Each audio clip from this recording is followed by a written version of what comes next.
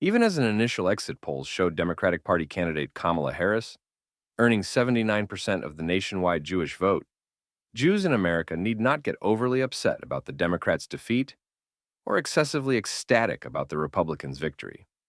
Of course, many Jews in America have multifaceted identities that make them more aligned with the Democrats or the Republicans, and I find that to be perfectly acceptable, whichever side of the political spectrum and whatever their reasons.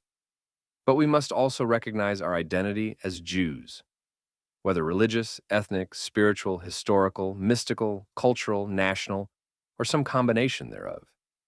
It seems to me, and I could be wrong, that all the other issues in America and other Western countries are insignificant, so long as Jewish life in these countries continues to be threatened on the scale that it has since October 7th, primarily from left-wing components. Hopefully, this Democratic Party loss will conclude the era of hatred, divisiveness, and intolerance that has become the left's morally twisted and corrupt hallmark. Leftist parties and people who champion Black Lives Matter and stop Asian hate and indigenous and women's rights, but do not offer remotely the same to Jewish people after October 7th, is profusely hypocritical. I know that the same can be said about right-wing parties and people, that they also propagate many hypocrisies. But I am not a quintessential right-wing voter. I grew up in a liberal household in a liberal city, Los Angeles, so I expect leftist parties, politicians, and voters who have for decades preached the same rights and opportunities for all to do and be better. Whatever right-wing parties do or do not do is irrelevant. It is like my uncle who justifies problems in his family with, well, every family has issues. This is bonehead thinking because two things can be true. Every family can have issues, and you can also work to resolve the issues in your own family. Yet many Jews do not want to admit that the leftist political parties they have long supported are profoundly plagued with anti-Semitism because, well, every party has anti-Semitism issues. Today, as I look around at the United States and other Western countries, I see anti-Semitism engulfing some of the most liberal spaces. Academia, both students and faculty, the media, both legacy and new, social media, and by extension many other tech companies, Hollywood, and corporations of all sizes. Anti-Zionism, do I mean? I am not privileged enough to live with such naivete. How many times do we have to repeat that anti-Zionism is absolutely anti-Semitism, if not an intention, then an outcome? Michigan-based Howard Lovey, a book editor and journalist, wrote, quote, "For a Jew to be accepted in the literary world now, they have to pass a purity test and throw their own people under the bus. I'm sure I've lost opportunities because of my Jewish activism, but the older I get, the fewer fucks I give. Many talented Jewish authors cannot get their work published. Agents and publishers have cited the quote-unquote current climate as the reason.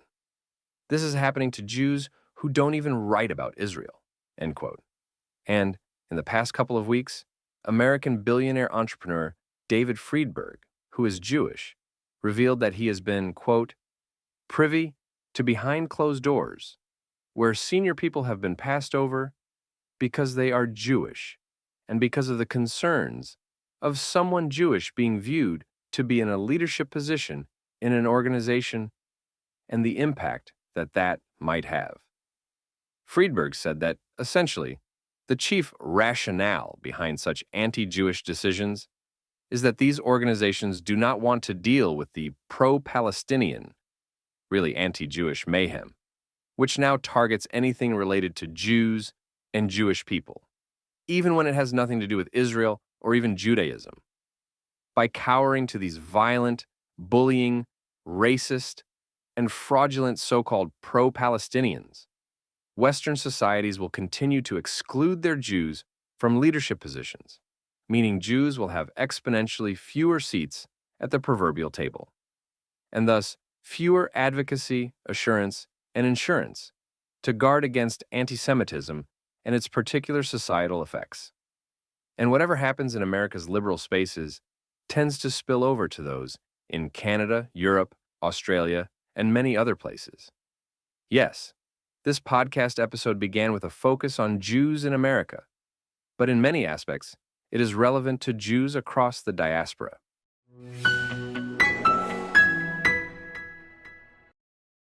So, where do we go from here? First, we must update our beliefs. Any Jew who, for whatever reason, still believes that left-wing anti-Semitism pales in comparison to right-wing anti-Semitism is living in the increasingly distant past. And their inability or unwillingness to update their beliefs with new, factual information, plus a massive sample size, poses as much a threat to the Jewish people as anti-Semitism does. Second, we must acknowledge an uncomfortable reality. Every country not named Israel is a Jewish guesthouse that becomes more or less welcoming based on outside factors, for example, economic volatility, social unrest, political revolutions, natural disasters, which are completely unrelated to Jews in Israel. Accordingly, Jews across the diaspora must realize that the politics in their countries is pretty insignificant. During this much-hyped U.S. election cycle, for instance, Jews are being forced to play the identity politics game of right versus left, liberal versus conservative, which only hurts the Jewish people.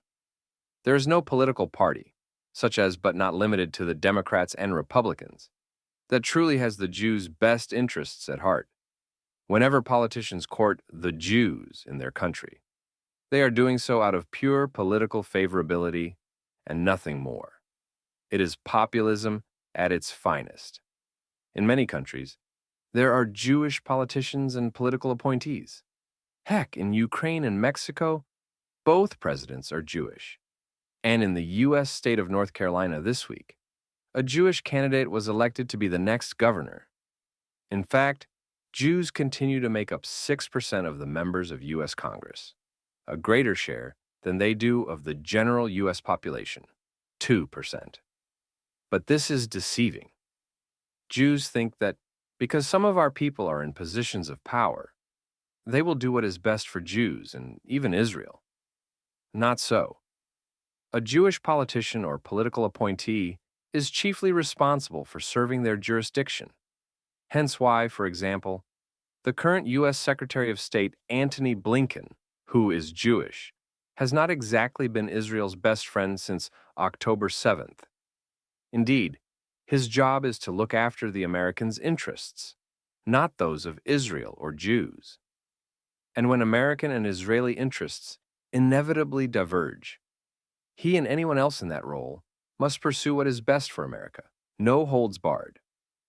Yet many Jews in the diaspora feel indebted to certain political parties and politicians. These Jews are enamored by and convinced that their fate is tied to them. A plentiful sample size of Jewish history screams that this is a profound mistake. Political parties and politicians do not care about anyone but themselves. They will do whatever it takes to achieve and remain in power, including walking all over those who have previously shown great loyalty to them. With an influx of Muslims into Western countries, they are gaining more money, more people, and thus more socio-political sway. This is not a conspiracy theory. This is a demographic fact, and it is precisely how the democratic world is meant to work. Western countries need immigrants for various reasons, and immigrants eventually get to vote. Jews, on the whole, tend to be pretty tolerant of others, since we do not attach strings to our socio-political desires that purposely harm other groups. But many Muslims do not think the same way. They very much play a zero-sum game, stipulating all sorts of anti-Israel and anti-Jewish demands, both implicit and explicit, from the politicians and political parties they support. There are a few reasons for this. First, Islam is not just a religion. It is a political doctrine which perceives infidels as socio-politically inferior. Second, a successful, welcomed Jewish state, even if in the Jews' indigenous homeland, indicates that the Islamic world is regressing, meaning that Muslims have withdrawn from land they once colonized, which is not how the Islamic story is supposed to go. Islam must be expanding, not contracting. A sovereign Jewish state on land that once belonged to the Islamic Caliphate is an admission of defeat, a terrible debacle. As such, Islamist anti-Zionism does not include anti-colonialism, Palestinian nationalism, dubious claims of Israeli apartheid, or classifying Jews as part of the white oppressor class. Islamist anti-Zionism is rooted in a 1,300-year-old Islamic narrative that is delegitimized if Israel is not.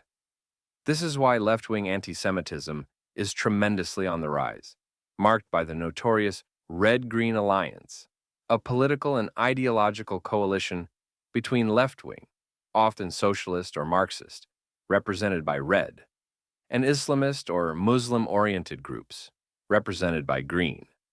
This alliance was born out of both groups' shared opposition to Western imperialism, capitalism, which they allege is controlled by the Jews, and Zionism, which they claim is a more recent iteration of Western imperialism. Left-wing groups may frame their opposition as part of a broader anti-imperialist or anti-colonial struggle, while Islamist groups frequently oppose Israel on ethno-religious grounds. This convergence is especially evident in so-called pro-Palestinian activism, where leftist organizations and Islamist groups collaborate in calling for the destruction of Israel by expressing solidarity for the Palestinian cause and its so-called right of return, a right afforded to no other refugee group in the world. And we already know enough about right-wing anti-Semitism, which still very much exists, even if it has been predominantly reduced to societal fringes, thanks to post-Holocaust guilt across the West. Indeed, what binds right-wingers and leftists are their shared loathing of the Jews. Hence why it is an act of self-sabotage for Jews in the diaspora to wholeheartedly align themselves with any political party or politician. I am not saying that Diaspora Jewry should refrain from being politically involved and passionate. Of course they should be. But they ought not to be confused by the intoxication of identity politics. The way I see it, there is only one group that truly has the Jews' best interests in mind: the Jews. In other words, it is ultimately irrelevant that some Jews are right-wingers and others are leftists. And we, as Jews, can harp on and on about how much of a multifaceted identity each one of us has, that we are not just Jewish, but also, and perhaps more so, American or Australian, liberal or conservative, entrepreneurial or academic, and so forth. But throughout our 4,000-year history, non-Jewish societies have always made it abundantly clear: a Jew is a Jew is a Jew. Of course, Jews can hide this portion of their identities in hopes of sheltering themselves from any backlash, discrimination, prejudice, or persecution. This would not be the first, second, or third time that Jews have attempted to do so, and there is nothing wrong with that. Self-preservation matters, but I think we can all agree that self-preservation has a higher likelihood of success when the self is part of a group. And so, when push comes to shove, Jews can hide this portion of their identities all they want, but they will be doing so alone. The other option is to proudly and proactively participate in and give to the Jewish people, so that we can truly be there for each other if and when things that are out of our control take a wrong turn. For example, economic volatility, social unrest, political revolutions, natural disasters. This is made all the more prescient by the fact that Western societies are undergoing notable changes, as they always have. The United States, Canada, Europe, Australia, and even South Africa are so prominently ever-changing countries of immigrants, owing their colors not only to illegal immigration that is the focus of present-day election campaigns, but also to legal immigration. As a result, Western societies are exceedingly multicultural, multiracial, multi-ethnic, and multi-religious, as well as increasingly open to gender equality in the broadest sense of the word. Westerners, especially the younger ones, take for granted interracial and interethnic marriages, as well as same-sex marriages. In addition, as always, Due to socioeconomic reasons such as inflation, most Westerners of all ages are constantly busy with the struggle for daily economic sustenance. Even if they do not hate Jews, expecting these people to support us in their day-to-day lives is faulty thinking. For 3 generations after the Holocaust, it seemed that Western support for the Jewish people, and by extension Israel, was taken for granted. But October 7th taught us that even if this was true in the past, and I think it may have mostly been an illusion to begin with, today this support is quickly fading. Remnants of it exist among the generation that still manages some of the political decision-making across the West. But it is quite possible that in the near future, there will be minuscule traces of this support. The state of Israel and Jewish people must prepare for this ahead of time. Our very existence in the future could very well depend on it. That is why we Jews must unite, not in homogeneity, but in homeostasis. Engage more with quote-unquote other Jews, religious, Israeli, diaspora, and so forth. Learn to increasingly appreciate the wide spectrum of Jewry, and realize that our enemies, and they absolutely exist, do not care where we are on the socio-political or geopolitical spectrum. Only when each of us Jews takes these challenges more seriously will the Jewish people confidently be safe and sound, when we are wholeheartedly united and strong as a family.